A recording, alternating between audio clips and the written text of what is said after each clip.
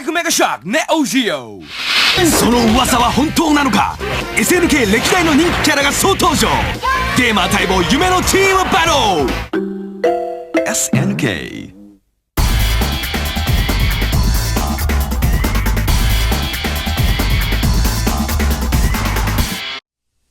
Hello everyone, and welcome back to the Ultimate Neo Geo review here on Player One Start.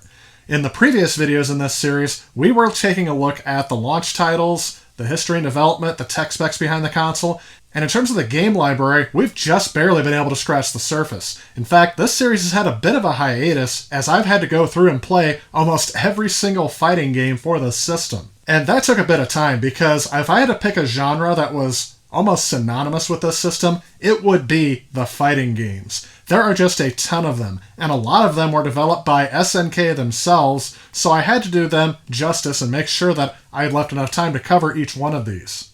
If you haven't already seen it, I've had some offshoot videos from this series, and if you haven't seen them yet, I'll leave a link below to all of the offshoot videos I've done, where I've actually looked more in depth at some of these fighting game series, because I wanted to do them justice, and there's just not enough time to do it in an ultimate review video, because there are so many games to cover. To give you an idea of just how many fighting games were released during the Neo Geo's life cycle, let's take a look at all of the officially licensed games that were released for the Neo Geo platforms. Out of the 158 officially licensed games, 118 of them were released on the Neo Geo Advanced Entertainment System. And out of those 118 games, I count 51 as fighting games. That's 43% of the entire AES library, and most of those are by SNK. And in fact, if we just look at one game fighting series by SNK on the AES, this one series has spurred 18, or if you count the Art of Fighting series, 21 games out of all of the fighting games. Adding in the Samurai Shodown and World Heroes fighting series, you can also see how there were several popular game franchises that got their start on the Neo Geo. All the other titles I'm just going to throw in and say these are all of the rest. I'm even including 3 Count Bout, which is a wrestling title, but is the only one of its kind, so it felt appropriate to add it to the fighting games. Taking a look at my personal collection, you can see that all of the major game franchises have at least one entry in my collection, and that's mainly because of their accessibility when collecting them. Titles for the Japanese AES are often cheaper than buying the ones that released in North America, and because of the plethora of fighting games that are out there, these titles were all also on the cheaper end to collect. But by cheaper to collect, I mean somewhere around or just under $100 each. Which is why in this review, I'm going to let my multi-game 161-in-1 cart and the Neo SD cart shoulder most of the work in this video. And here's a moment I've been really excited for. That is, the moment we're going to take a look at the fighting games on the Neo Geo. Let's get started.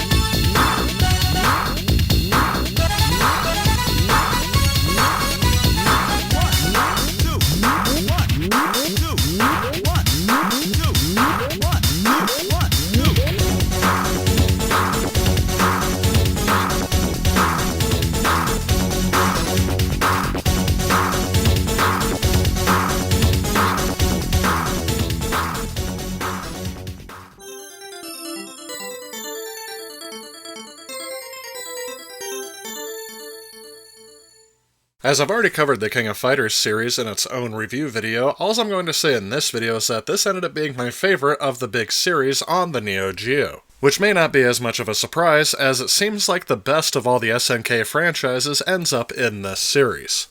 The Fatal Fury series was the direct inspiration for the King of Fighters, and I really did enjoy this series, except for I didn't enjoy it as much as some of the games in the King of Fighters. With one exception.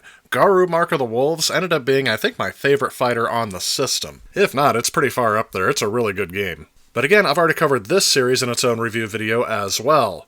What I like about the Samurai Shodown series, in contrast to Fatal Fury or the King of Fighters, is its unique setting. Keeping true to the time period of Japan's history that this game series takes place in, really made it stand out between the other fighting series. But overall, again, in terms of the big fighting game series, I would rank this third.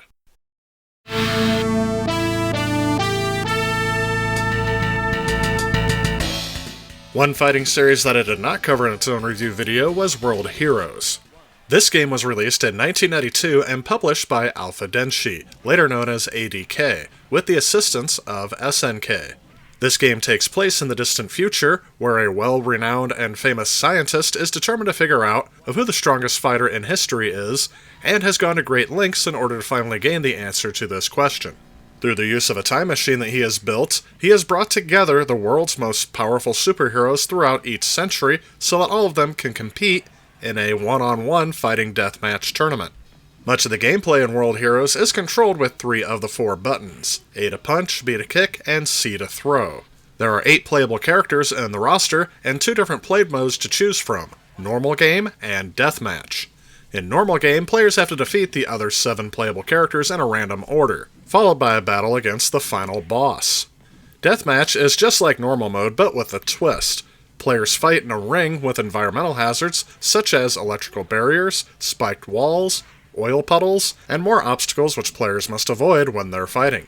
Overall, this game received mixed to positive reviews in the arcades, but as expected for the time, home ports to other consoles were not up to the challenge. And as much as I enjoyed this title, I ended up enjoying the second title a bit more because it was the first title I ever put in to my Neo Geo AES.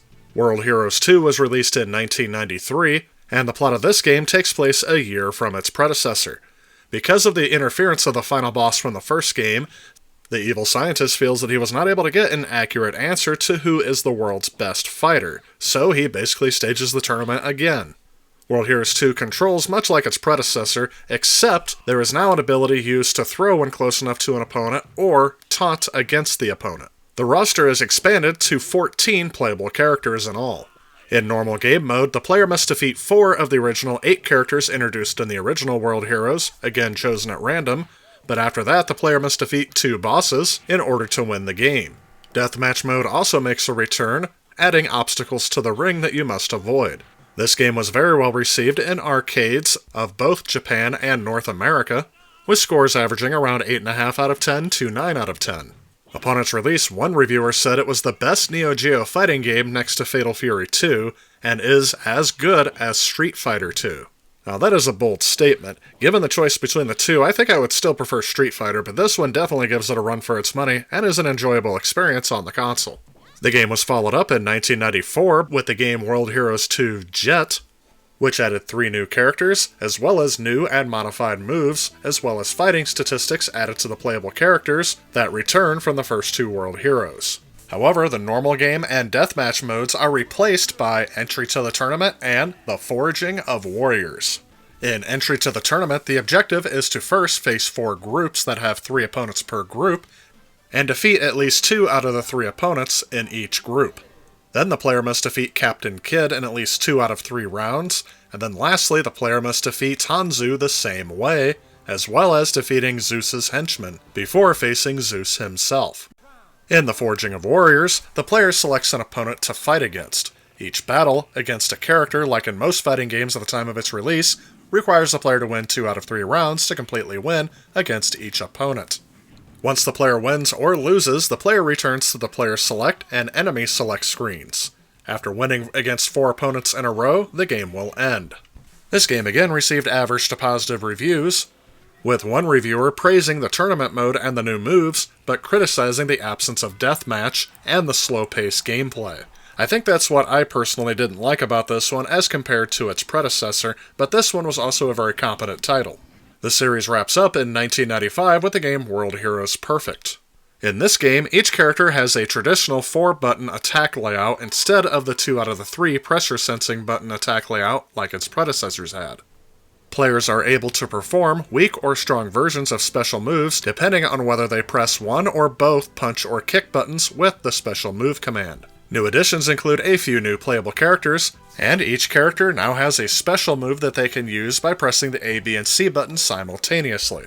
All the game modes in the previous titles were excluded in this version, however, the main mode is similar to the normal game modes of World Heroes 1 and 2, as well as entry to the tournament mode that was present in 2 Jet. There are 16 playable characters, plus 3 unlockable ones using codes.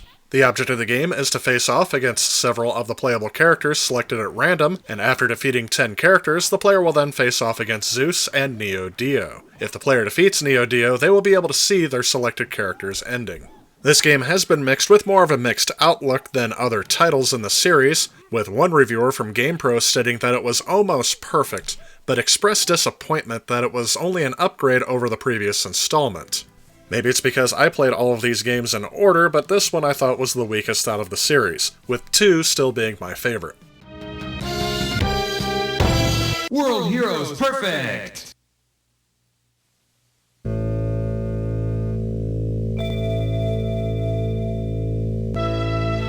太古の昔、聖者の世界。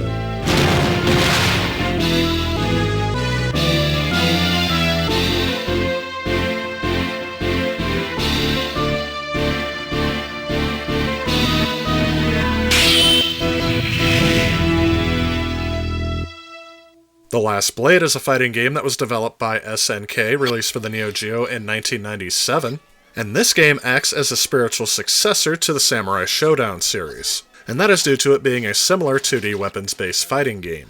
The game has 2 selectable fighting styles. The 2 styles are Speed Mode and Power Mode. Speed Mode allows players to chain several normal attacks into a special or a Super Desperation move. Power Mode, on the other hand, grants the player increased damage potential, and gives access to Super Desperation moves, which inflict an exorbitant amount of damage. The characters in the Last Blade series are mostly of Japanese origin, except for one who is from China and another who is from Russia. Some characters are based on historical or legendary figures. The game takes place between the 1850s and 1860s in Japan, and incorporates various elements of Japanese mythology, with a heavy emphasis on the symbology of the 4 symbols. Like in Samurai Shodown, the background music heavily incorporates synthesized instruments, simulating a sound appropriate to 19th century Japan. This game has received a positive reception since its release, with some giving it a 9 out of 10, and I've seen reviews go down to 8 out of 10. The game also spawned a sequel in 1998, with gameplay that remains about the same as its predecessor with some minor adjustments. This game does not have as strong reviews as its predecessor, but still holds its own at about 7 or 8 out of 10. But I did see that a lot of the reviews at the time note that it was too bad that you won't be able to play this game, as it would have to be imported. In 2012, Games Radar included Last Blade 2 among a list of little-known classic fighting games that deserve HD remakes, saying that this is one of the Neo Geo's prettiest and deepest fighters. In terms of my experience, I think this does compare very well to the Samurai Shodown series, so if you are a fan of that series, this would be a no-brainer that you should try to seek out these titles as well. As of the making of this video, you can still get a standalone digital copy of The Last Blade 2 on the PlayStation 4, but it's also among the cheaper titles to collect, and it also got a port on the Sega Dreamcast if you have that system, but again, it's also among the cheaper titles to collect for the Neo Geo if you want to get it for that system. 時間切れそこで眠ってな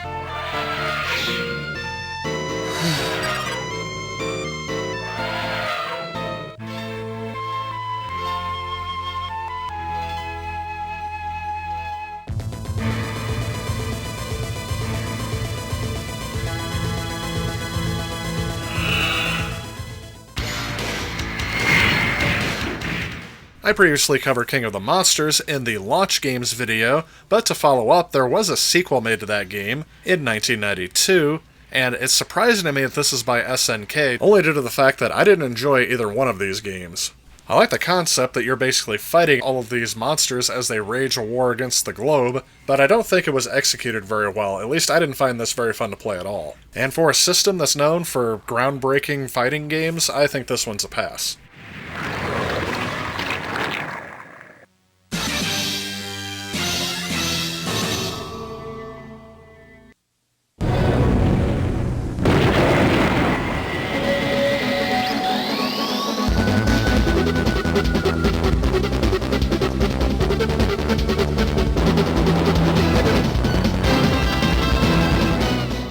Breakers is a competitive fighting game that was developed by Visco and was released for the Neo Geo in 1996.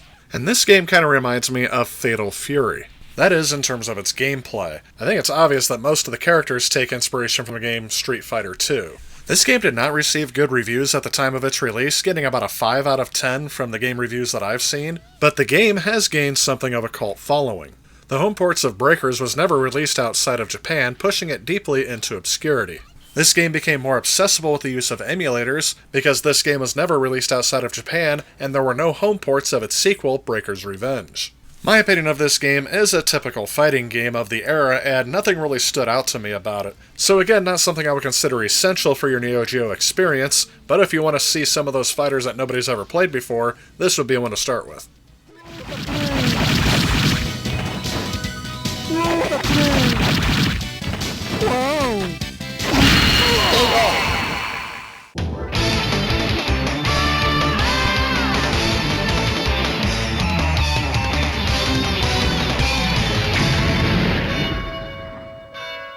And speaking of obscure titles on the Neo Geo, this is Matrimelee. This was an arcade fighting game published by Playmore in March of 2003. As it was one of the last games released on the system, it is up there in collector's value. But is it worth it to actually play? Well, to start with, this is actually the 5th installment of the Power Instinct series, making it a sequel to Rage of the Dragons. This game brings back the roster from Power Instinct 2, except for a few characters who are omitted, plus 4 totally new characters and 1 new boss. It also features 4 unlockable characters from Rage of the Dragons.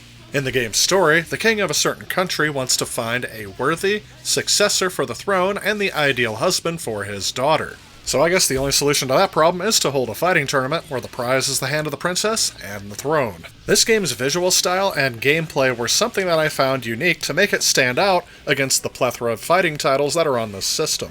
And as a result, I would say if you can get access to this title by any means, I would say give it a shot. Rage of the Dragons, which came out the year before, features a tag team system in which the player takes control of 2 characters and can switch between one or the other during gameplay. And I enjoyed this game as well, but I did find the experience to be different from Matrimelee. To describe it, I would quote a review I read that said it's an excellent game for anyone that is into the late 2D era of fighters, and I think you will enjoy the rad character designs and awesome soundtrack. I've seen this game also mentioned as one of the best SNK fighting games ever made, and while I wouldn't put it that high, I would definitely say it is worth a try, again, if you're a fan of 2D fighting games.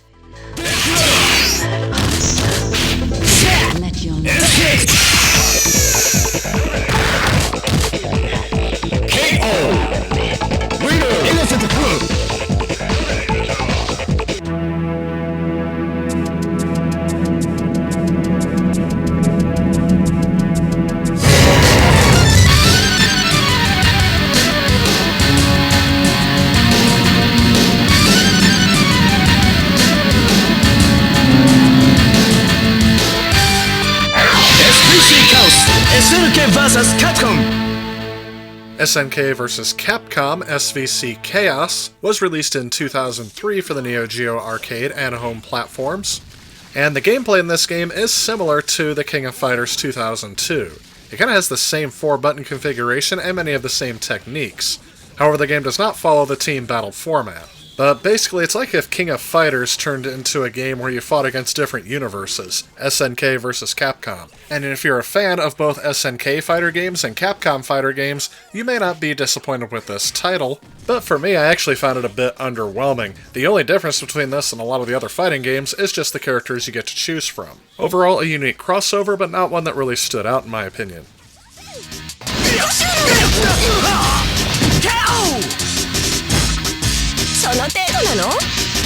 No escape!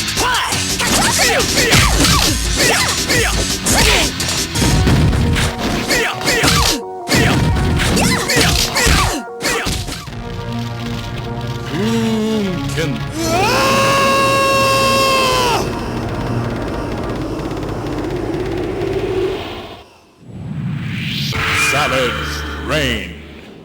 Savage Rain is a futuristic-themed competitive fighting game that was released in 1995 by SNK, and although Savage Rain is set in the first half of the 21st century in the fictional city of Southtown, which was the same city used in Fatal Fury and the Art of Fighting series, it actually in gameplay plays a bit more like Samurai Shodown because it is a weapons fighter. But in this game, weapons can be thrown at an opponent from a distance for more ranged attacks.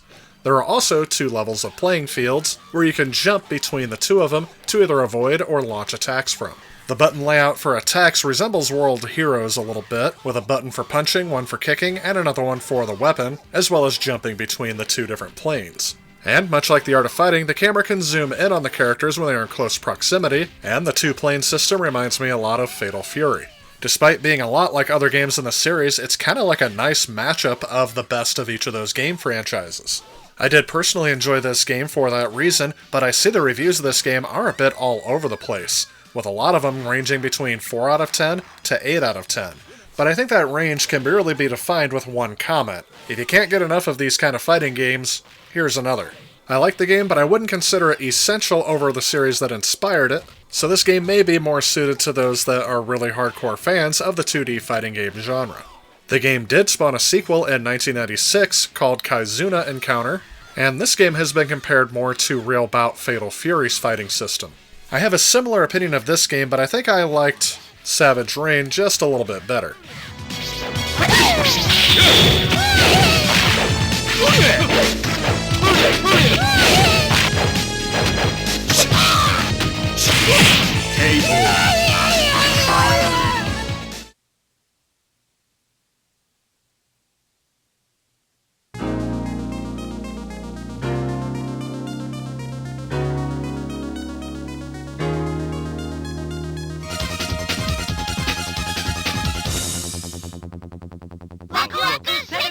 Waku Waku 7 was released in 1996 and was developed by Sunsoft. This game was met with generally positive reception from critics since its initial release, with one reviewer praising the audio design, unique fighting system, and character roster, but criticized its implementation of the power gauge mechanic. I have seen several people note that this is an underrated and virtually unknown fighting game, but I've seen it listed as one of the best that was published by SNK.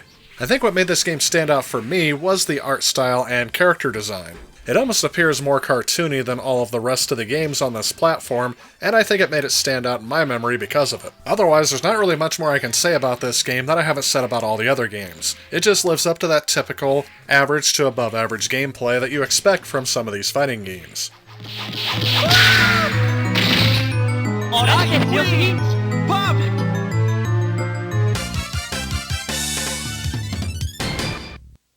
So what are my thoughts on the fighting games of the Neo Geo? I have to tell you, if you are a huge fan of fighting games, there are a lot of must-haves for your collection. The only thing that holds me back from recommending this system to everyone is its price. And fortunately, some of these fighting games are so popular that you can find them for a cheaper price. So you shouldn't have trouble finding at least 1 or 2 titles for your collection, but you'll have to decide for yourself which titles you want to collect, because they all are going to be expensive, because that's just the nature of collecting for the Neo Geo. And I should note that I am not the biggest fan of fighting games, at least when you're playing against the computer, and I was taken back and surprised at how many of these games I did thoroughly enjoy.